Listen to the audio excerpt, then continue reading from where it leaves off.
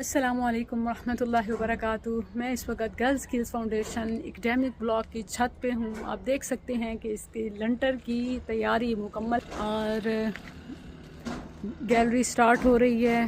Classrooms, shuttering, लंटर के लिए सरिया परचेजिंग, स्टील परचेजिंग और सीमेंट परचेजिंग, ये हमारे टू मेजर परचेजिंग हैं, अमाउंट्स हैं इसके लिए। अल्लाह अकबर। यू कैन सी के ये आखिर तक तामीर पहुंच चुकी है और इसके बाद लंटर का मरहला होता है।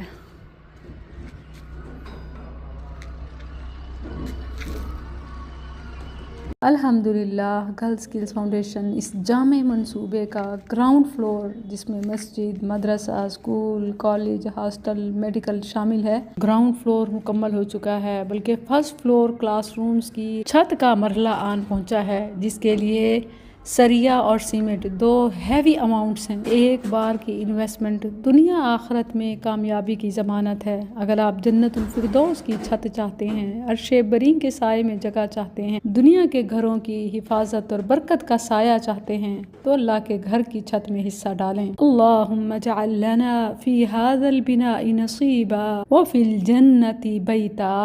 आमीन।